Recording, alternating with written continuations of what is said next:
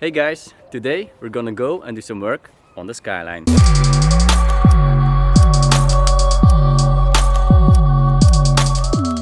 The bushings from the subframe from the R32 aren't in the best condition anymore. So today we're going to change them.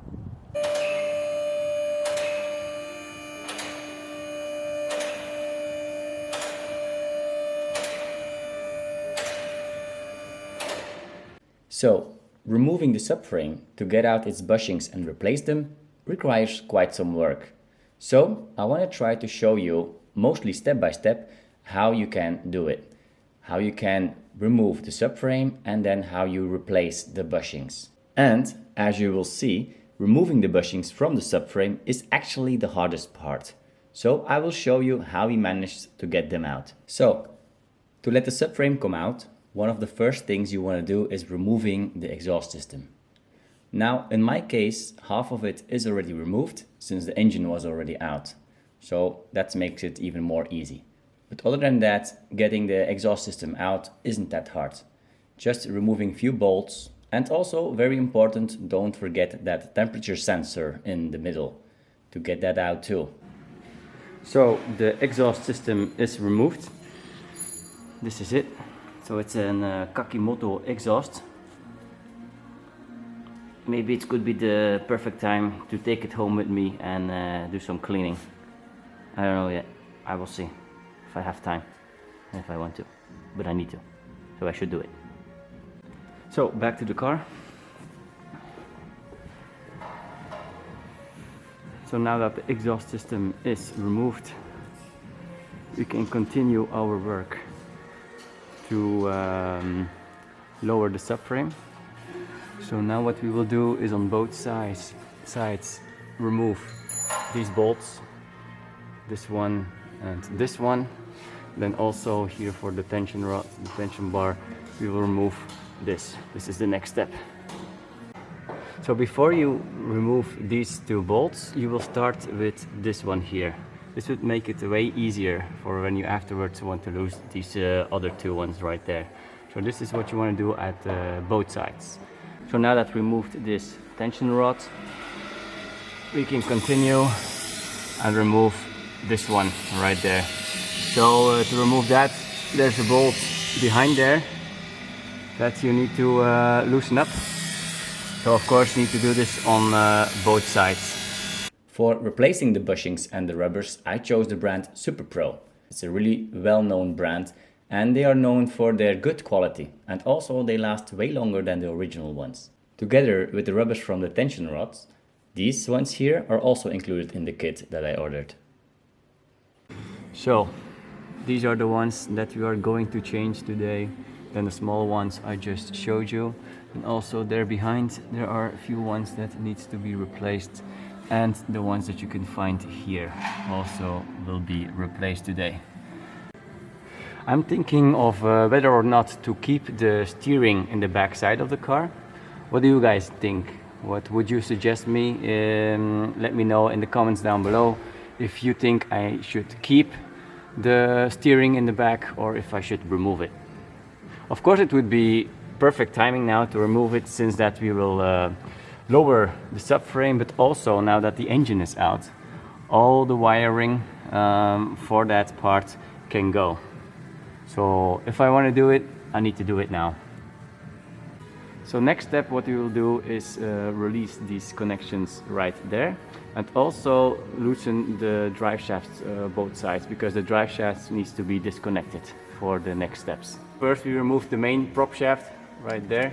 And now we are removing the handbrake. So very important is to mark where you disconnect it. So for that, when you put it back together, that you know that you put it in the same way, and that way you will avoid vibrations. Now we will remove this one there. Now we removed the wheels on both sides, so it's easier now to remove this steering rod here in the back side. Can lose it right there, and of course also at the other side.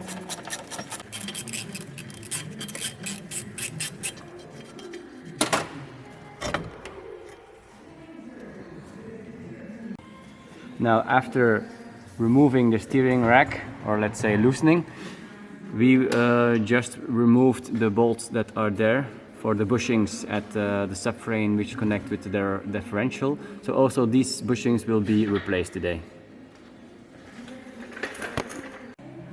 So now it's actually removing just every other thing that is connected still to the subframe. So for example, now also this one we just released, and we are now also releasing the brake fluid from the brake system. So after releasing all the brake fluid and after disconnecting the connectors, we just released the rest of the differential and demounted it and put it down aside. What we also just have removed is the pump for the all-wheel drive system. So here is the differential. It's a perfect time to, when you get it out, to clean it up nicely before putting it back. It's definitely something I recommend.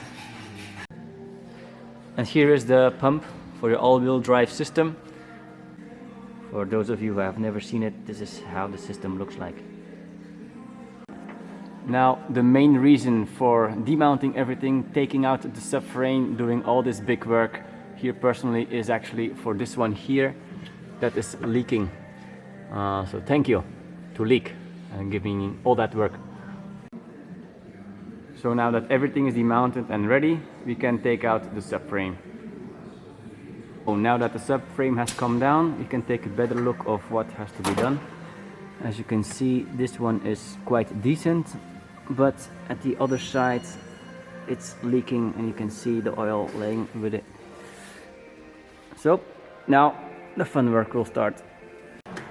Now the next part is a real pain in the ass, getting those bushings out.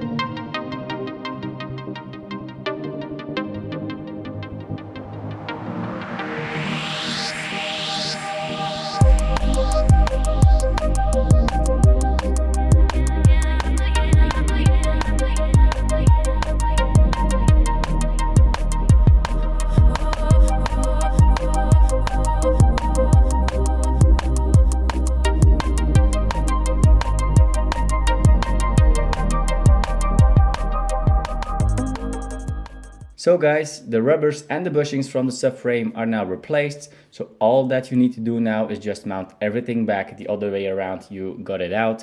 And that's it. I hope the video was useful for you and that you enjoyed it. If so, please like and subscribe, and I'll see you next time.